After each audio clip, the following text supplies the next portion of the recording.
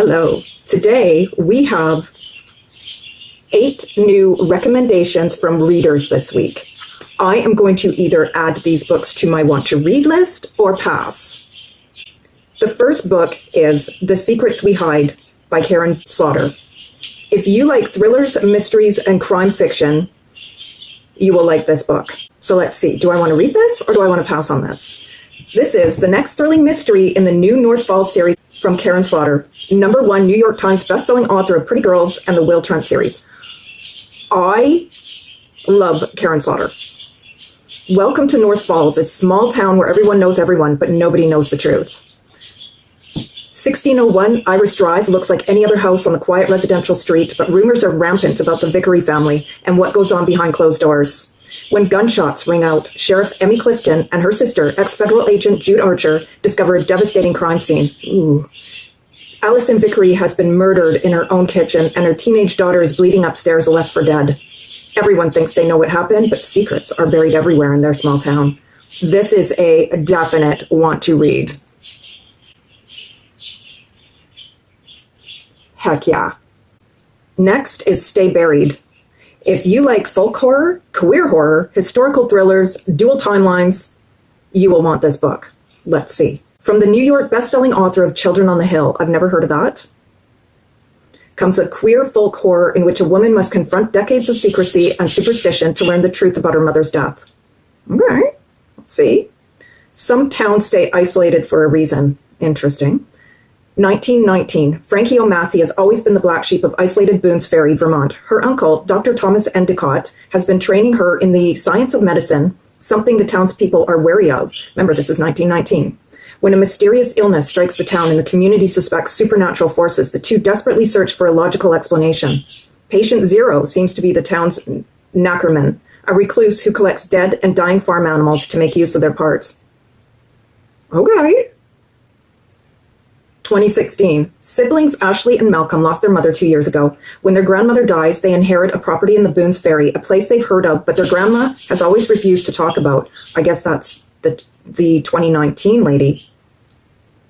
And embark on a trip to their ancestral home. The idyllic town is full of autumnal decor, picturesque farmland, and small town charm, but some of the townspeople aren't very welcoming. And they have some unsettling traditions, like leaving offerings to vengeful spirits 4 times a year. Yes, I'm sorry. This is a definite want to read. Heck yeah. Next is A Tender Age by Chang-Rae Lee.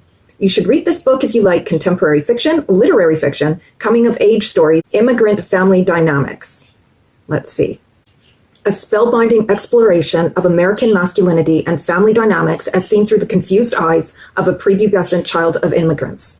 At home, his working-class parents dote on him. Outside, he is part of a roving pack of kids with dominion over a derelict baseball field, weedy parking lot, and rusty jungle gym. Getting into and out of trouble is all-consuming, I bet. But the summer he turns 11, he becomes embroiled in a staggering series of events, reverberating far beyond himself and his family. Devastating in its emotional precision, A Tender Age captures a family and community in striking distance of the American dream and the young person on the precipice of adult knowledge, looking at his own culpability and looking away, then thinking about it for the rest of his life. Do I want to read this?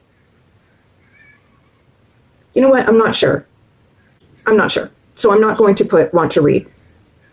For right now, I'm going to pass on A Tender Age. Sunrise by Téa Obreht. Obreht. You should read this book if you like contemporary fiction with survival story bits, historical fiction with magical realism bits, fantasy with revisionist, and Western bits. Okay? She wrote The Tiger's Wife, which I still want to read. This is called the most anticipated book of the year by Esquire, Literary Hub, and Today. Okay. In 2024, Nina's small engine plane crashes into a lake in the Wyoming mountains. Her boyfriend, Ben, who is flying it, is nowhere to be found. Lost and freezing on the shore, Nina is armed with only a few old protein bars, a phone with no service, and a vague hope of rescue. It is up to her to survive in the vast wilderness, but then she stumbles upon Sunrise, a town of the Old West that is strangely well-maintained, but seemingly abandoned, a place that holds the missing link to a ghost story 100 years in the making. In 2003, Sandaw's Golden Boy Call is putting the finishing touches on the town's annual historical reenactment. But when an upstart would-be author comes to him with questions about one of Sunrise's most beloved figures, it threatens to upend everything he thought he knew about the city and himself. In 1902, town founder, gunslinger, and legendary pulp hero Anton Vargas returns to Sunrise and quickly takes charge of a group searching for a missing boy. But who really is Vargas? What does he know about the boy's disappearance? And why is he returned after such a long absence? These three strangers are separated by time and circumstance, but Sunrise's many secrets are like gunpowder, quiet, contained, until they encounter a spark, magisterial and suspenseful. Téa Obreht's novel challenges the myths we think we of heroes and villains. It says we think we of heroes and villains, like verbatim, of the people and places to do which we lay claim, and most of all, our own lives. Yes, I want to read this. It had me at hello. Yes. Want to read Sunrise. It's gonna do it. There we go. Yes. Oh boy, oh boy. Next is You'll Love It Here by Natalie Sue. This is contemporary fiction, a pinch of romance, gentle humor, recently unemployed marketing professionals, and temporary building manager gigs. Okay. Mona thought her living situation was bad, but the real mess is just beginning. One day is all it takes for Mona's life to implode. After years of climbing at her market firm, she was supposed to be getting promoted and finally moving out of her crumbling apartment building. Instead, she's jobless, aimless, and still stuck in a space barely big enough for a yoga mat. Great. Then her eccentric landlady takes a tumble and asks Mona to step in as the building's reluctant super. The deal is simple. Help prep the place for sale, and she can secure the upgrade she's been chasing. But that's easier said than done when the neighbors treat boundaries as optional. There's the shouting couple, the mysterious shut-in, a possible panty thief in the laundry room, and Sammy, the relentlessly cheerful diner owner, who keeps showing up with coffee and unsolicited ideas about community. As Mona gets pulled deeper into the building's chaos and closer to the people inside it, she's forced to confront what and who she's really been trying to outrun. Sometimes the place you're desperate to leave is the one that finally shows you who you are. That's intriguing. I think I want to read that. Just because it just seems interesting to me. Okay, it's a romance, contemporary, but whatever. I still want to read it. Will I read it? Who knows, but I want to read it. There we go. Next is She Haunts Me Still by D. Elizabeth. You should read this book if you like romantic horror. Dark academia, oh gosh, haunted theater majors, vengeful ghosts, college buildings, atop old sanitarium grounds. Alrighty, let's see what this is about. These violent delights have violent ends. After surviving a shadowed childhood, Mallory Webb is ready to start fresh as a theater major at her mother's alma mater, a sanitarium turned liberal arts university in Rhode Island. Landing the lead role in Shakespeare's Romeo and Juliet feels like a dream until the blood-soaked wraith that caused her mother's death resurfaces after years of quiet. With nothing to go on but cryptic symbols in an old college notebook, Mallory hopes the reason behind her mother's haunting lies somewhere on campus, and resolves to find answers before she meets the same fate. She's surprised to make an unexpected ally in Ezra Pierce, the magnetic fourth year directing the play, and takes solace in their undeniable chemistry. But Ezra is a master secret keeper, and it's clear he knows more than he's letting on about Saskia Garin, Mallory's elusive understudy whose past eerily mirrors her own.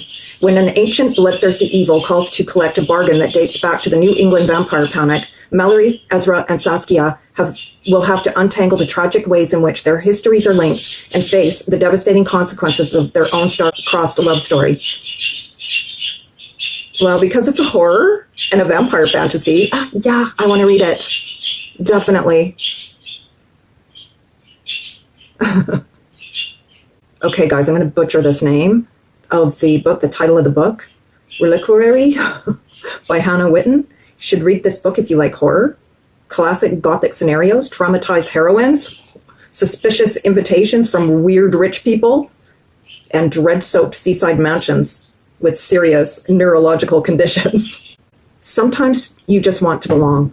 When Claire's fiancé mysteriously dies of an unknown neurological illness, seemingly destroying her chances at the belonging she sought, she's prepared to sink back into the lonely life she lived before. Orphaned by a freak boating accident in her childhood, she never expected to find connection like she did with Elias anyway, even if sometimes that connection seemed more like something he felt obligated to than something he wanted. The relationship wasn't perfect. His coldness, his secrets, his strange aversion to the ocean, but what relationship is, really? When Elias's family reaches out, his incredibly wealthy family, of course, the incredibly wealthy family, from whom he was estranged, and invites Claire to wake at their family home on a private island, Claire is given the chance to have connection again, to belong to something, just like she's always wanted, just like Elias knew she was desperate to have. Even if that family is a little strange, even if their home built partially into the sea stirs up memories of the accident that killed her parents and sister, even if Ash, Elias's older brother, seems insistent on Claire leaving as soon as possible. Wonder why. Claire can't bring herself to be lonely again, and as the strange circumstances of Elias's familiar connection with the sea becomes more and more apparent, her window for escape is rapidly closing. Well, yeah, I want to read. Book 8, Death Card by Yasmin Smith. You should read this book if you like dark fantasy, queer romance, not really, teenage witches in trouble, family occult shops, deeply unsettling tarot card reading, prophetic vision, fatal attractions, sinister conspiracies. This is a debut novel, apparently. A dark contemporary fantasy featuring witchcraft, tarot, death, and a bit of romance that's perfect for fans of Immortal Dark and Cinderella is Dead. An ordinary Monday morning, 18-year-old Michaela Broussard receives the shock of her life. During a customer's tarot reading on her family's occult shop, she turns over the death card and envisions the beautiful stranger stabbing her in the heart. Okay. In order to determine why the girl, Joelle, wants to kill her, she'll have to keep her close.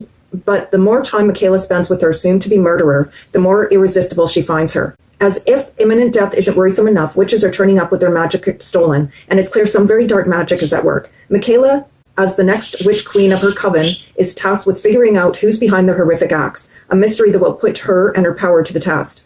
Death Card is a dark, pacey, and romantic fantasy about one witch's journey to find the strength to fight for herself, her future, and her beloved community.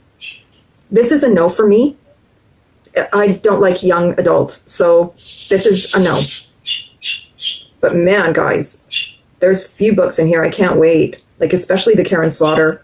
So let me know down below which one you want to read, and I will see you in the next video. Have a wonderful day, and don't forget to give this video a like, subscribe if you haven't already. I do makeup and books, and thank you so much for watching. Bye!